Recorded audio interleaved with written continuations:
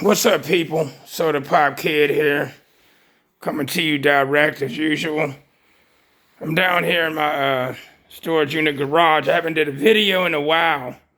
And these videos, well, a couple of them anyway, that I'm about to do is mainly for my YouTube channel, but I'll probably post them up on Facebook as well.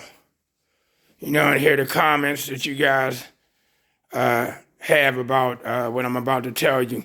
But I'm going to do 3 different videos because these videos are pretty long usually because I have a lot of information in a lot of my videos. So I'm going to break them up into 3 different categories, okay? And what I'm talking about. And the first category is actually this Oldsmobile Delta88 that I've had since 1998 and all the modifications I've done on this car since I've had it. Okay, and why I did the modifications on the car. So you guys will know, because this car gets mistaken for a Regal. Sometimes it gets mistaken for a Cutlass. Sometimes it gets mistaken for a Monte Carlo. And sometimes it gets mistaken for a Chevy. Because of the modifications, because it doesn't look like a Delta88 anymore. People mistake it for a different kind of vehicle, and I got to let them know it's an 84 Olds Delta88. And for a lot of you OGs or older guys that know what these looked like back in 1984, and all the modifications that's been done on this Oldsmobile right here. And, everything that I've done on this car. And changed it. And I wanted to do that. I wanted to change it. I wanted it to be different and look different because I am different. And I like to do things in a different kind of way. Well, to start out, y'all know that this car had a half of a padded roof on it. Okay, and I had that removed back in like 1999. And I do got pictures of what this car looked like beforehand. It had a stripe on the side. It had a stripe on the roof. I mean, not on the roof, but on the hood. It had a stripe and it was pointed. But I wanted that off here. You know what the bumpers it used to look like? Okay, and those bumpers there are fabricated bumpers. I drew those bumpers. I drew the design of those bumpers. And I wanted them flat. So I wanted this car kind of like a Mad Max looking kind of vehicle. So I had the bumpers modified. Like I said, I drew the design of these bumpers. I even made them out of wood at first. And actually put them on there, both of them, the front and back. I made them out of wood first, but then the mechanics I was dealing with, the one mechanic wouldn't inspect it with wooden bumpers on there. And you couldn't tell they were wooden because I painted them in fiberglass and resined them and did all of that. But he knew they were bumpers because I messed up and told him that they were wooden bumpers.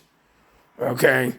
So I had to go to this place where they told me called Glenshaw Steel. Well, they'll make you anything out of steel. Anything you ask them, you're just going to pay for it. And I designed these bumpers. I did all the measurements.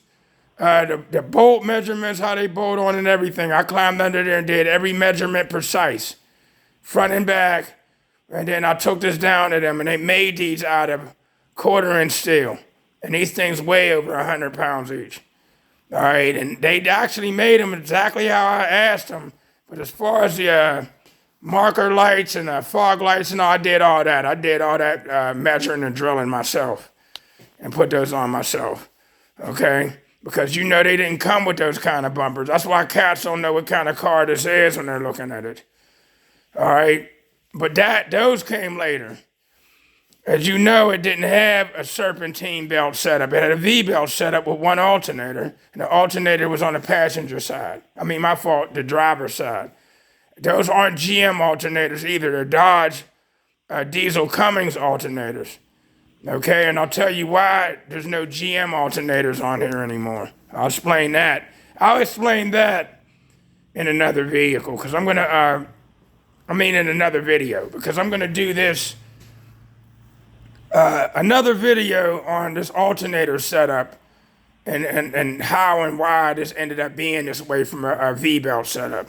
All right, I'm just going to tell you the modifications that was done on here, which you're seeing another modification. You're seeing the MSD ignition there. Okay, let's talk about this engine. It came with a 307 in it, V8. That's what this came with. Okay, it had a computerized distributor. Okay, it had an air conditioner in there. It had a cruise control in there. It had a clutch fan and all that stuff in there with the fan shroud and all of that in here. Okay, and I wanted it to be more like a 70s, late 60s, early 70s vehicle. That's what I wanted it to be like. You had all the wires in the way. I started having problems with the spark plugs fouling out when it was a 307 with one alternator and all of that. Okay, so I don't know why, the mechanics ain't know why spark plugs kept fouling out. But, like I said, I wanted it to be more like a 70s vehicle because I did have a 1976 Oldsmobile Omega back in the early 90s. And then I had a 1974 Plymouth Valiant, which looks just like a Dodge Dart, but it was a four-door. That's made by Dodge and Plymouth, is the same company.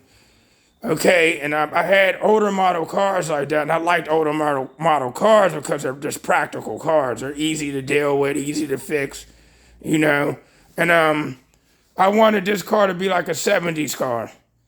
Okay, so the first thing that we had to do was change the distributor to a 70s style distributor. It wasn't computerized. That's the first thing we had to do. And then since most of the stuff on that engine was ran by the distributor with the computer in it, and it was computerized sorta, we had to remove the air conditioner. I didn't care if it got removed. We removed the air conditioner. Therefore, the cruise control had to be removed, and certain stuff had to be removed to switch this over. So that's what we started at first, and then I had a quadrajet carburetor on here. And that had to be switched to an aftermarket carburetor. So the first carburetor I went with first was a Holley. Okay. And so we did that. We did that. Okay. And then it just started changing from there. Okay. Then I went to the alternators that I had on here. Well, no, we'll get to that later, like I said. All right, so we changed that. We changed the distributor, changed the carburetor, okay? And then I started modifying stuff for the stereo system. All right, so as you see, there's an MSD ignition in there.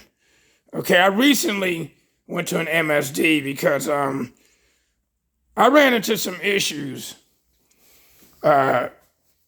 2 seasons ago, okay, in 2021, at a competition. I ran into some ignition issues, and we didn't know what it was. The car was dying. It happened at a competition, and I did a burp, and the car shut off.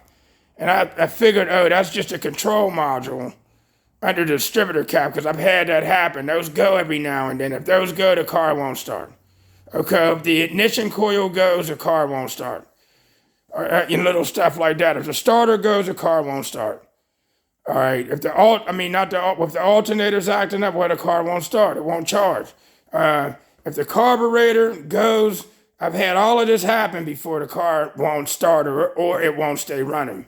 So it took me a month. We were changing out ignition coils and control modules, and it kept happening. There's times I backed out of this unit, and we had the car running. It was messing with my stereo system, and the car would just die. You know what I mean? It died on the road a couple of times, at least 3 times, and we didn't know why this was happening. And then I found out why it was happening. One day, it died on me right outside of this unit, and I started searching around using the test light, and then found out the tach meter wire was grounding out. And it was grounding out the distributors, grounding out the ignition coil, and burning it up and burning up the control module. That was the reason why that was happening. All right, and how I found out is I had my finger on the wire. I was over there messing with it and happened to have my finger on the wire, and the wire got real hot, real hot, and the car would die right in front of me while I was sitting under here with a brand new ignition coil and module on. It would just die, smoke. And when that wire was getting real hot, and it burnt my finger, and I was like, damn, that burnt. And I was like, wait a minute. Then when I disconnected it, I had no more problems. So that was the reason why that was happening. And some of my teammates was right there at the competition that kept dying for no reason. That was the reason. The tach meter wire was grounding out, man, for some reason. In other words, the tach meter's bad. So I got to get another tach meter, okay? Then I decided I always wanted an MSD ignition. I always wanted one, so I figured, whenever I got to go up under the distributor cap, I got tired of pulling the distributor cap off and going under there and changing the modules and changing the ignition coil. So I was like, man, I want to get an MSD, which I did right here. I went on and broke down and bought one, and I bought one of those Street Fire coils right there. And I wanted everything to be at my reach. Real easy. It's just plug and play. I wanted it easy so I don't have to touch that distributor cap again unless I want to change the distributor cap and the rotor itself. So that's a modification. Of course, you know what them transpose is, some blue transpose right there. Well, each one of them goes to an alternator. So these alternators are externally regulated, not internally. So those external bluefin regulators right there, you know what I mean? Everything is plug and play and easy. So if those were internally regulated and the regulator went bad, I would have to then take the alternator to an alternator shop. They'd have to pull it apart and change the regulator. If one of them regulators go bad, I just disconnect it and buy another one and plug it right in, and then it has a knob on there where you can set your voltage to where you want it. Okay, I have them set at 15.8. But I'm getting ready to change those. I'm getting ready to change those to the brand X ones. One of my teammates is using them, and the way that they were made is you can buy them in buy a single one, buy like a single channel, double channel, 3-channel, and 4-channel. You can buy one that'll run all 4 alternators, or you can buy one that'll run 3 alternators, or you can buy one that'll run 2 alternators, or you can buy one that'll run 1 alternator. Well, I'm going to get 2 of the 2-channel ones. Y'all may ask, why don't you get a 4-channel one? Because I don't want to jump the field wires from one side all the way to the other off their alternators. That's why I won't just buy a 4-channel. I'm going to buy 2 channels, run 2 on this side. 1 on this side for 2 alternators and 1 on that side for 2 alternators. That's what I'm going to do. All right, let's get to everything else. Those there are step-down modules. Okay? They're not the XS Power. I had 2 XS Power ones, and they burned out. And all I was using these for is the electric fans right there. I have, of course, I have aluminum radiator. This car didn't come with a 3-core radiator, aluminum radiator. It came with like a 1-core, and a clutch fan and all of that. I got 4 electric fans on there, 2 12-inch pushers and 2 12-inch pullers. Okay, I got a electric fuel pump on here. It came with a manual one, and what was happening is when the engine got real hot in the summer, I would get vapor lock on my gas. So I was told, try an electric fuel pump, and I did. And I never went back, and I do like them. But people were telling me, some mechanics are saying, oh, you're not going to like them. If the electricity goes bad on them, yada, yada, yada. and I never really had a problem with them. That's an Edelbrock micro electric fuel pump. And I used to have the fuel pump. Actually, it was mounted up here at one time, and it still worked the same way. Even though they say you should put them in the back, it still worked. It still moved the gas. But guess what? When it got hot, because of the engine heat, I would get vapor lock again. So we moved it to the back, like it's supposed to be in the back. So I don't have problems with it anymore. Okay, so. These here, and I like these step down modules. I like them way better. These go from 24 volts down to 13.8. And the reason why I have to have these is because since I run my car at 15.8 volts, the voltage was too high for the fans that would burn the fan motors out because of the voltage being too high. So I had to get those to step down that voltage so I wouldn't burn up fan motors. Okay? And I like the way those work way better than the excess power ones. When they burned up on me, I tried to order more ones and they were back ordered. All right, and I went on Amazon and found these things for only $39 a piece, and they've been working pretty good. They're 40 amps each. So I have 2 fans on one and 2 fans on the other, and them fans are only drawing 7 amps each. That's all. You know what I mean? But I went on and got 2. They're smaller, they're more compact. They fit there. I'll have no problems with those. That's why I'm using them instead of the excess power ones. Those used to get hot as hell. and all I used them for was 2 Dorelli fans, 17-inch fans that I was using before I got those 12s. And they were drawing 25 amps each. And so I had 1 per step down module, but they would still get real hot and I like these a lot better. All right, that right there. Connection, that's for ignitions. That's for ignitions right there, so I don't have to go up under the dash to the fuse box. So I got 1 ignition coming off the fuse box and running to that, and then all the rest of those are ignitions, so they'll be plug and play right there. That's 1 ignition, and I have 1 that jumps all the way over here as well. There's 1 on this side too, right there, for ignitions. So I'm just jumping that ignition to that ignition to ignition up under the dashboard. So everything outside of that car that needs an ignition can go right on there. And this is everything that I came up with. This is a battery delete. That's not a battery. That's just a wooden box I made to hold those battery terminals right there that I came up with myself. Okay, so that's and these this is all modified. Those hood shocks are not strong enough to hold this hood up. It's heavy as hell. It's like those don't even need to be on there. They're serving no purpose being there. Okay, PJ Moore had did these hinges because it would, this hood had a spring on it, but I added wood on top of this, and it made it heavy, and the springs couldn't hold it anymore. And it bent them all up, and so PJ Moore out in Ohio, it came up with this, and that ain't the only thing that he's modified on this vehicle. Okay? But he made those to hold this up.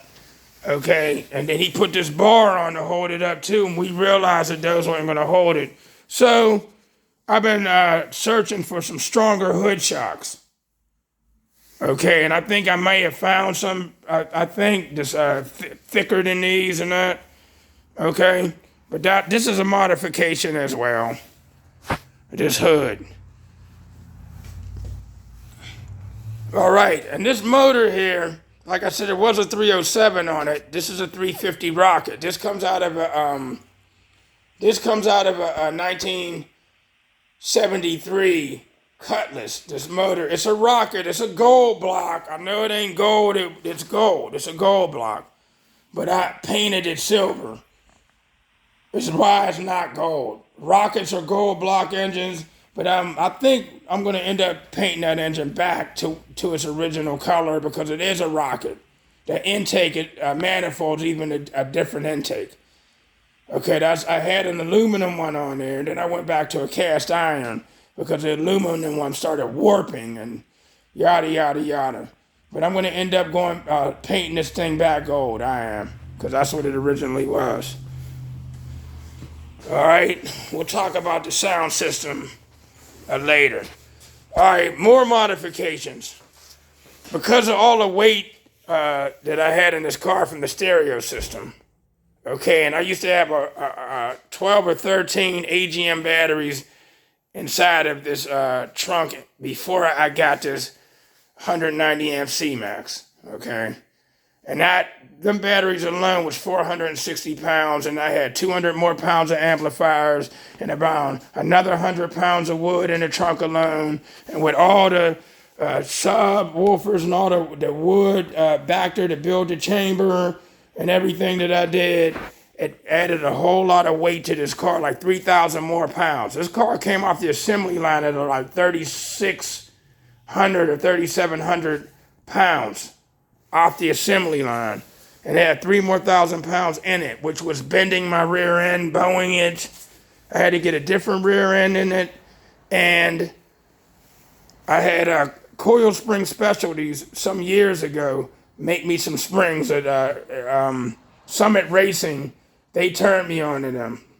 One of the guys from there gave me their number, and I called them, and they made me springs strong enough to hold 3,000 pounds per spring, and the springs are 20 inches tall. Me and them, that we talked on the phone about what car I had and everything, and they made the springs. At that time, they were only $395 for the set. Took them 3 to 5 business days. Boom, they sent them to me. Then I had to turn around and get shocks with the springs on them. And then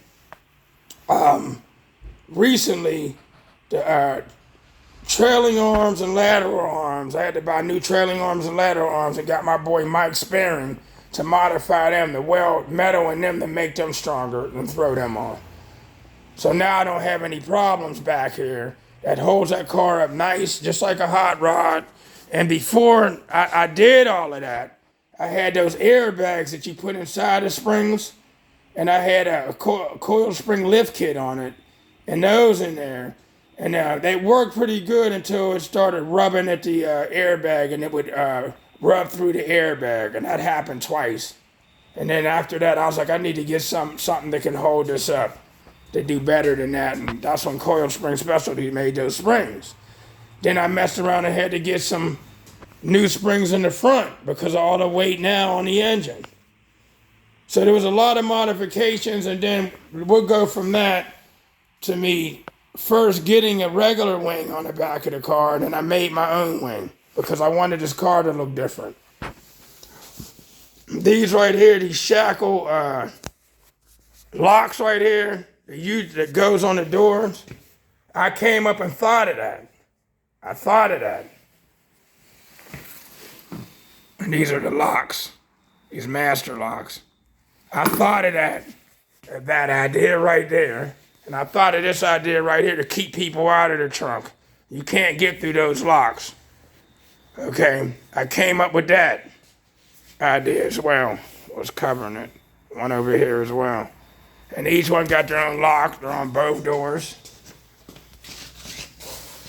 Yeah, that's a plexiglass window. It's a window that can come on and off. I can take it on and off. And that's mainly for car audio. I had to get the regular windshield removed because the actuator went bad inside of the door. And that would have been hell to pay to get another one. The custom made brackets for those mirrors. Those are like truck mirrors I got at Advanced Auto Parts. See, I came up with all of this so I can be able to see out of the car since I don't have no view out of my back window. I came up with all of this. And those mirrors, I can see everything behind me. Everything on the side of me and everything behind me. I really like these. But we made those at Ardius, over at Ardius Rentals. We'll get into him and all that. You see those what do I call those? I came up with that too because all the weight in the doors from the speakers and all of that these doors already weigh 100 pounds, and then all that much weight makes them even weigh more. So they probably weigh like 175 to 200 pounds. And it started, doors started sagging, the hinges started sagging from the weight, okay? And the strikers, it wasn't landing right on the strikers, the door was sagging. And then I got tired of that because I had to lift the door to shut it, so I came up with this idea right here. I came up with that idea. It took me days to think about it, but I thought about it. I came up with it. And that, I had to go on Amazon and look around on the internet for something like that to be able to lock the doors. Okay? So these are modifications. The dashboard. I made that dashboard. I made a prototype first, and then this was the second one I made from the prototype. I wanted my gauges to be where I wanted them to be, and it was also for car audio too. I figured maybe it would help my score to go up as well, so that was the main reason. Okay, and I made my own dashboard. This car did not come with bucket seats. It came with bench seats, front and back. And I had to come up with the floor mounts myself and all that in order to put these seats in, and these is out of a Mitsubishi Eclipse. And they're not motorized either. You can just slide forward and backwards. All right. Of course, the GT steering wheel. I put one of them in every car that I had. But y'all don't seem to understand that all of these modifications wasn't, they were a pain in the butt. They ended up working eventually, but they were a pain in the butt, man. I mean, changing up a vehicle from its original is not always just plug and play. Okay, it's not always plug and play. That's a oil catch can right there. Added one of them on here. All right. You see the relays for the fans. The relays for the headlights. Let me tell you about the headlights. They're all on their own toggle switch. Well, the frame bushings of this car, from all the weight, the frame bushings, the original frame bushings started going bad. And me and an old mechanic friend of mine, he had worked for Ford, but on his spare time at home, he worked at this other garage where he can go there whenever he felt like it. And we ended up lifting the whole body off of this car and putting hockey pucks under there. Because all the information I was getting and learning from guys, they said, hey man, just go down to the sporting goods store and buy hockey pucks. So that's what I did. And we lifted the whole body off the car and put hockey pucks under there. So there's hockey pucks under there as well. There's not frame bushings anymore. Okay, and when he did that, we lifted it up. Some wire or something somewhere got yanked. And when we put it all back together, when I'd be driving at night, the headlights would just go out and come back on and at night. It scared the hell out of me. And it happened a few times. So a guy who was good at electricity was working at Advanced Auto Parts. His name was Aaron, I remember. Well, he pretty much said, put them on toggle switches and told me what to do. How to disconnect all the headlights and the high beams and all that, even the backlights, and put them on toggle switches. Their own toggle. You know what I mean? They're on their own toggle. The high beams are on their own toggle. The markers are on their own toggle. They're on their own toggle. Okay, and I spent plenty of hours climbing under the car and rewiring and doing all that some years ago. That was back in 2010. All right, and the alarm system has its own toggle there as well. Okay, so we're coming up on a half an hour now for me to get all of that information out. No, I don't use AC Delco plugs in there. I'm using the Denso D3s. The Denso E3 spark plugs in there. MSD, wires, you know what I mean? Yada, yada, yada. I like the Denso E3 spark plugs. I like them a lot. They work pretty good in this old school engine.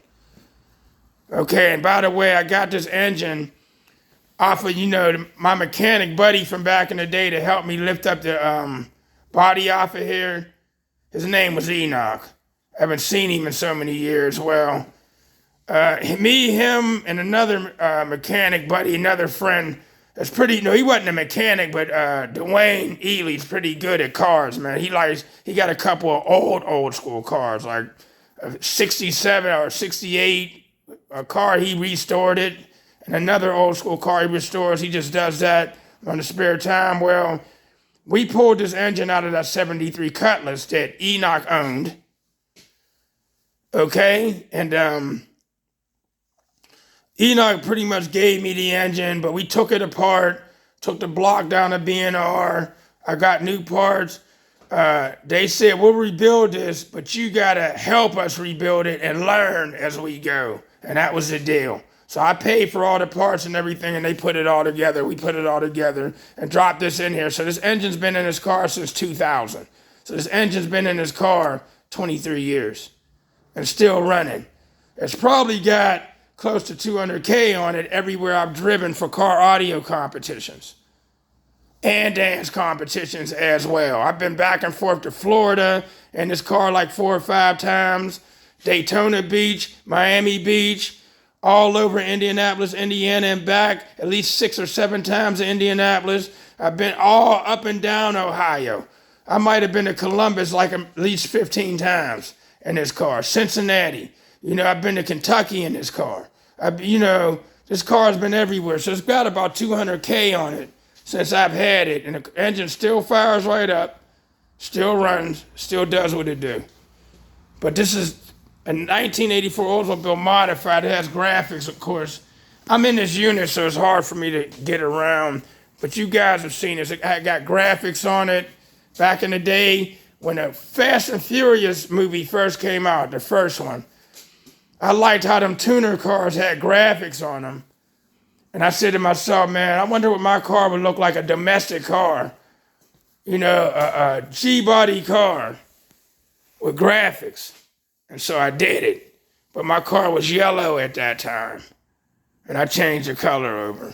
But I've been putting graphics on this ever since, and I like the graphics on it.